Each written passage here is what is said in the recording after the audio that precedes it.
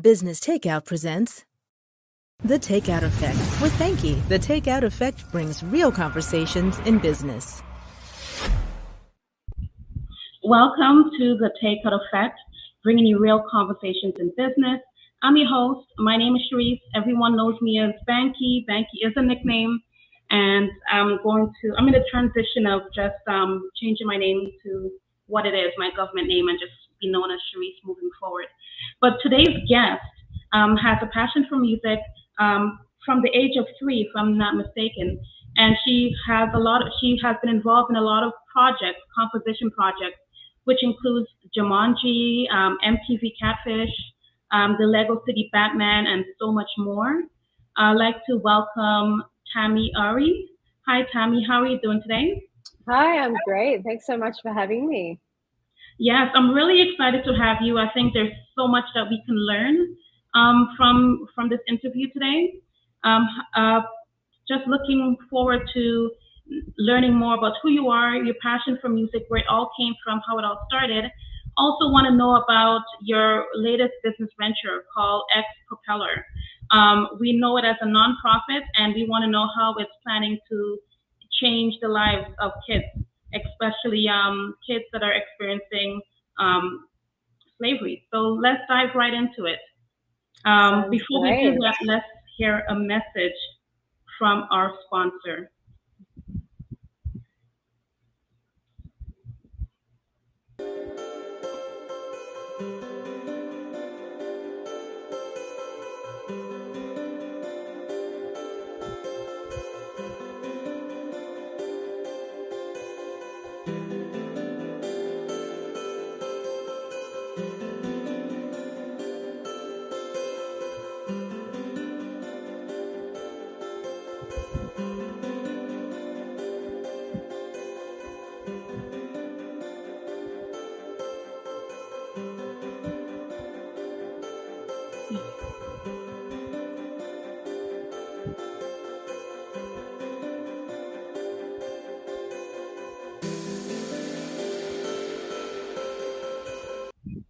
Hey, you know what? I said a mouthful. Really like getting back into the podcasting. So I said a mouthful and I wanted to slow myself down. And let's just start from the very beginning.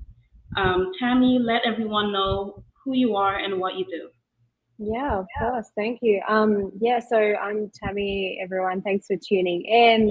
I am a music composer, but I also two-time as a marketing consultant as well. So I run a business called Vertu, which is a creative house, and we have two areas of the creative house. So we have music production, where we do all the composition, production and songwriting, and then the other side is the marketing side.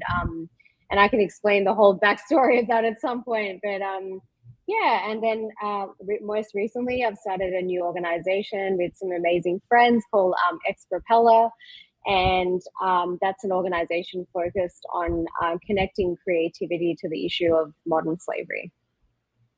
Okay, amazing. And we're going to learn a lot about X Propeller because that's the main focal point of our interview today. But I wanted to first dive in more about you. You started like playing music from age 3. How did it all start? Yeah, look, I credit it to my grandmother. She was actually a huge music influence. She was a musician herself, and she started me at that age learning piano. She was kind of that first intro into it. It was actually the first language I, ever learned. Pretty much, how to write and read before, reading English properly. So it was an amazing experience. Funny enough, she was a real trailblazer, and she, at the age of 65 years of age, she went to study at college music composition, but she never actually got to work in the space. And so in a way, I kind of feel like I'm carrying on, the next step of what she would have done in her life. So it's kind of very special to be able to do that. And I feel she's actually not with us anymore. She passed away a few years ago, but I feel like she's very much part of my music journey and where I am today. So I owe a lot to her. Amazing, and I love that. Yeah. Rest in peace. I love that. I love that how she set the foundation for the path that you're on right now. She really did, honestly. You're also passionate about helping kids, right? Kids that are. You mentioned that three of three or fourth kid are a victim of slavery. And Yeah, that's right. can you explain to me a little bit more about that and what that means? Yeah, so essentially the latest estimates, so by the International Labour Organization in 2021, is that there are close to 50 million actually living in modern slavery, which is really overwhelming, and 1 in 3 are children. So it does, impact children in such a huge way. And I actually got into this space and, developed a passion for this space at a very young age. I Mm-hmm. think, traveling to a lot of third world countries and just seeing the way some children are living, I think that sparked, something in me and an interest to really understand how I could help. And it started from just very small steps of volunteering with organizations that work in that space. And then later in life, well, actually, in the last few years, I started to work more in a professional capacity for organizations that are actually working directly in the field with survivors of modern slavery. So it's been a real long journey, honestly, since I've been a teenager, of just learning more and more about the issue. And really the reason why I started Propeller is I wanted to do something um, that was unique to really just kind of help bring more awareness to this. Yes, and Yeah. you mentioned a few things. You mentioned that you traveled a lot, and because of the traveling, you're able to see a lot of those things. Mm, A lot of when it comes to slavery with kids, a lot of it is because it's unseen. It's absolutely. like Yeah, it's like we don't know it exists, right? exactly. No, we We don't know wear it the clothes, exists. we wear Yeah, the clothes, and we don't know it exists, right? correct. That's right. It's in the phones we have, it's in the clothes we wear, it's everywhere. It's in, even us living in the United States, like it's happening in behind, the scenes near us, even in my home country of Australia. There's modern slavery in all countries. I think there's a bit of a misconception that it's just third world countries, and actually it's all around the world. And yeah, it's interesting. I think when I used to see even a child begging on the street, right, you don't realize the backstory sometimes of that. I did meet a survivor once in my life who basically his family, was so poor that when these brokers came to them and said, look, we'll give you, this money if you let your child come and beg on the streets. And, it just starts from that simple thing of the parents being so desperate that they needed that Mm-hmm. money, right? And it's not a malicious thing. It's not, we feel like it's this sinister kind of big plan that happens behind the scenes. And sometimes it's that simple. It's just that they're so desperate for money, and you don't realize that actually that child that's sitting on the street, this is a result of that. And then they end up, those parents never see the money. And this child is then sold into slavery for life. And so it just, it's amazing how easily it happens and how easily we also don't see it happening, if that makes sense. Yes, it's like Yeah, we're blinded to it completely. correct. Yeah, yep. That's So exactly I right. appreciate you spreading awareness into with that. Um, Carla Herman says the amount of people living in poverty is ridiculous, and I agree with that. And she's commenting Absolutely. from LinkedIn. Um, so you have passion for music. How were you able to? I have two questions. One, converting your passion into monetary gain. At what Mm. point did you decide, hey, I like playing the piano. I like writing songs.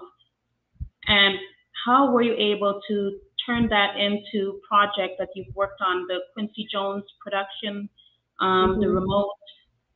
How I'm just Remote going control off. productions. Yeah, yeah. Yeah.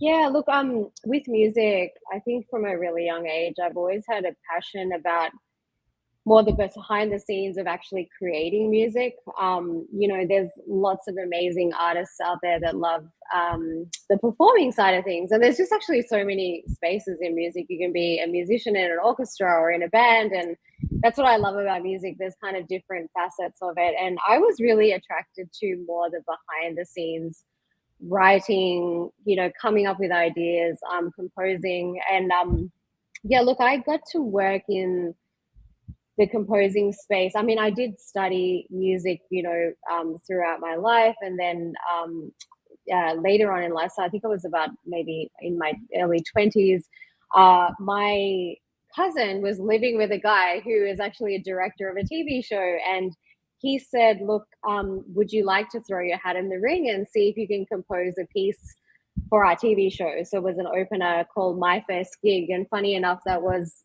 my first gig in the end. And I composed a piece for that, and I'm so grateful to him for this day for actually opening up that opportunity, because from that kind of then created a ripple effect where I started creating music, particularly for the film and television and advertising space. And so it's just been a journey, and eventually I was very fortunate to get a mentorship program with a composer here in LA, which kind of led me to work with the likes of Remote Control Productions, Quincy Jones Productions, and many other really great people. There's just so many wonderful people here in the States, and I've really loved the journey of just, connecting with other creatives and making, really cool stuff for film and television. So yeah, it's been great.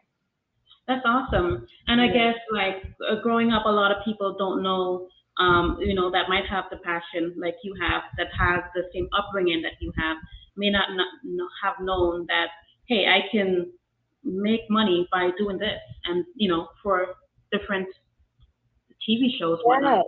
Yeah, no, totally. And it's interesting because a lot of my friends who are musicians who play, live music, they play in orchestras or bands or whatever it may be.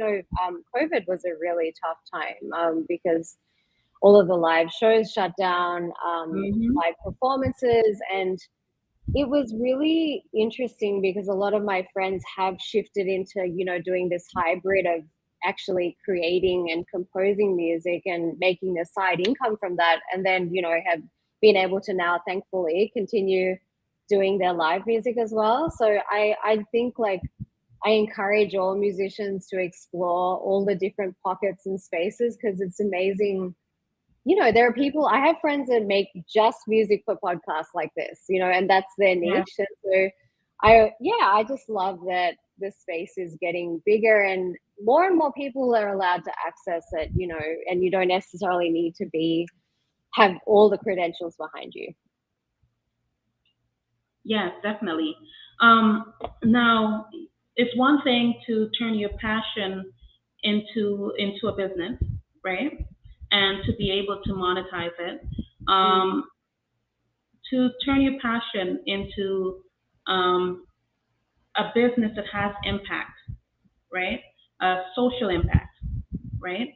Not, I'm leading into X Propeller. Yeah, no, I Right? see where you're going. Yeah, it's How, sorry if I interrupt you. no worries at all. How are you able to just switch? Like not switch, but how were you able to pivot for using creative talents to have a social impact? Yeah, it's I think it goes back to my family upbringing again. My dad was an amazing role model, and he always taught us, even from a young age, always look at what you have and see how you can help someone. And you don't need to necessarily have money or those kind of resources. Sometimes it's about looking at just a skill that you have and how you can contribute that. And I've been very fortunate to see him model that. And throughout my life, I've always done some kind of voluntary work or contributed in some way. And so really this organization was about how can we connect something that's part of us every day to a purpose. And for me, I actually believe all humans are creative. We're all innately creative. It's that and our analytical brain that help us to solve problems every day and create solutions and ideas, even if it's just solving the most basic of problems. Sometimes we don't realize it's actually our creativity that's kicking in. And so I wanted to somehow create an organization where we could connect that to, help solve this huge issue. So we're starting very high level this year. It's going to be more about awareness raising that actually there are, close to 50 million people living in modern slavery. But as we progress year on year, we really want to get more targeted and, focus on specific areas. So whether that be fashion, how can we make more wise decisions about the types of brands we buy from, or how can we help brands that we love to be accountable and to look at their supply chains and understand if there is modern slavery within their supply chains. So it's like getting more targeted in the actual industries and spaces where this issue seems to be a huge problem. Yes, and let's rewind. We're going to get, you said a lot, and I want to get back to it, but we're going to rewind for those who are watching right now. Can you let us know what is X Propeller? Yeah, absolutely. So X Propeller is a nonprofit creative production house where we connect creatives across the globe to actually collaborate on projects which specifically raise awareness and funds for those people living in modern slavery. It's a mouthful, but that is what we do. Yes, and you mentioned spreading awareness, right? Yes. And you mentioned, I'm going to use like clothing companies, for example, right? That are having kids do labor, so you can have a pair of Nikes, for example, right? How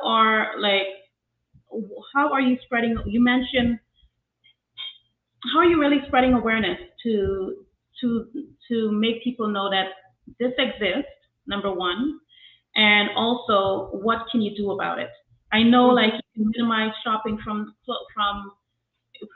places that are contributing to slavery, right?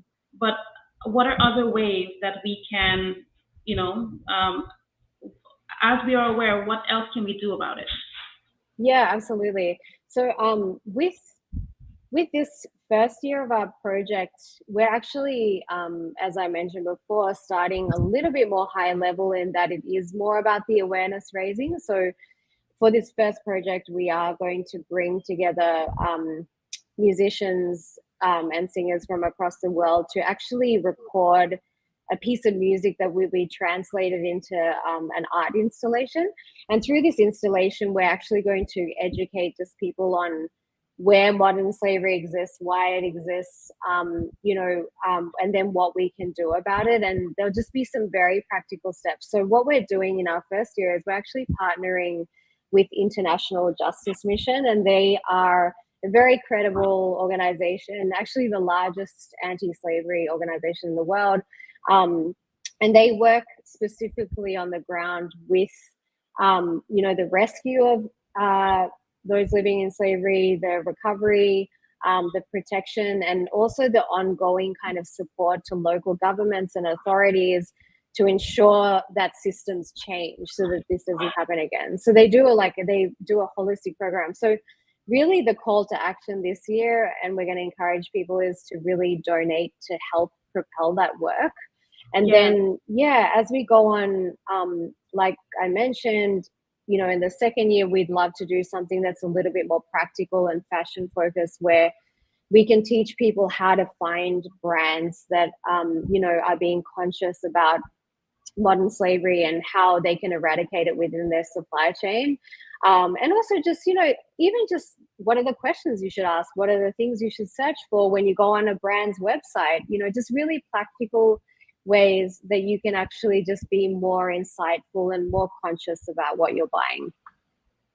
You just brought up the question, what do we search for when we go to Shein and buy a dress? What do we search for on there? Yeah, I mean, the thing to search for is do they have a policy in terms of, how they're monitoring their supply chain, and whether there are policies in place to protect people from a labor perspective, or from a workplace health perspective, and to understand whether they have those basic policies in place. I think that's the first thing. In countries like Australia, we actually do have a mandate where, if your company earns over a certain amount of dollars, they're actually now going to have to report on their supply chains. And so you will have a lot more knowledge and a lot more things that you can search in terms of data as well. I mean, no organization's perfect. I think it's a journey, and it's about us as, being part of those brands to encourage those brands. If you love those brands, it's like, how do you encourage them? It could be even just sending an email and asking the question, to their support team about, hey, I'd love to know a little bit more about how your clothes are made, where they come from, and things like that. So it can be very practical like that. Okay. And I think that's part of the problem, is that we don't take that extra step, right? And I believe with what you're doing, spreading awareness would allow the consumers to really think twice before making a purchase, and really go out of the way and ask, because, where's your money really going, when you purchase a phone or whatnot. Yeah, so true. I see that you have, like, in terms of your team, a creative spectrum. You have songwriters, you have pianists. I see a guy playing the guitar. I'm not sure if I'm saying the name correctly, but you have a wide range of musical talents, to spread the word. That's right. If there is anyone out here that would like to join the movement that you're doing right now and want to be a part of your team, can they join? Absolutely. Yeah. I mean, so at the moment, what we've done, so we've got, 12 amazing, they're a combination of composers and musicians actually from across the globe who have agreed to come on as expert curators on the project. And we've actually just opened up our auditions earlier this week. So you can actually apply online to join the project. The applications close on September 22. So you've got plenty of time. And yeah, it's just the application is really just to get to know you, why you want to be involved, and just to understand a little bit more about what you play and things like that. But yeah, we're encouraging musicians and singers from across the globe to join the project and record on this audio recording. And I guess my other question is it just limited to musical artists? If you were a poet, or you were a graphic designer, or you were a painter, are you open to different form of creativity? Absolutely. So this year, honestly, the actual project itself is a recording. However, as you can imagine, in bringing this installation to life, it's going to require not even just creatives. It's like people who love administration or events or marketing or finance even. So if anyone out there would love to help us, like I will say, very kind of candidly, actually our whole team this year, we've committed to volunteering. And so it's quite a load. Like all of us have full-time jobs or multiple jobs, and we're trying to manage this at nighttime or on the weekend. And so if anyone would love to contribute even just an hour a week, oh my goodness, we would be so grateful to have you. So please feel free. I think you can see it on the banner below, but feel free to get in touch. Just email us at hello@propeller.com and tell us what you do. And, we'd love to connect, because honestly, the more the merrier. Like I love part of the journey actually that's been exciting about this is just seeing how many people get passionate about this cause, and they actually are like, hey, like, what can I do to help? Right. And so that's what I love about this. Amazing. Yeah. Amazing. Just gonna ask some questions that are more business related. Bear with me. Let me just look at these questions here. You know what? Let me just wing it. So how long has Propel R been around? We have been around for a while. So it's actually we established in was 3 years ago, when I was back in Australia. We established the corporation actually there. I actually live in Los Angeles, and half of our team is split between LA and Australia. However, it's taken a good few years to just get everything in place. I think it's as a result of us also trying to do this outside of our day-to-day jobs. But thankfully now, yeah, we've got it off the ground. So we officially launched in market earlier this week, and the response has been fantastic. And we're just, excited to see where things go over the next years. Amazing. And I'm happy for you because I can see it's something that you're passionate about, that we all should be passionate about, improving the lives of kids, definitely, right? And I'm glad that you're able to turn music into changing the world. No, I appreciate that. It's yeah, I like I said before, I think all of us, have this thing inside us where we do want to help in some way, and sometimes it just takes finding something that you can really hone in on and try to make a difference. And even if, honestly, I always say to myself, even if we can help 5 people, like, all of this would be worth it. And so, yeah, thank you. I appreciate the really kind words of encouragement. No problem. If you were to give any advice to an entrepreneur who is passionate about something, but doesn't know where to start or what to do, it could be music, it could be marketing, it can be anything. What type of advice would you give? Look, I think always it's a combination of looking at what you have within your toolkit, right, that you can leverage to actually propel that passion. So for me, with Propeller, it was a combination of my background in marketing and my business skills, combined with my music skills. It's kind of combining those things together and seeing how you can make something work.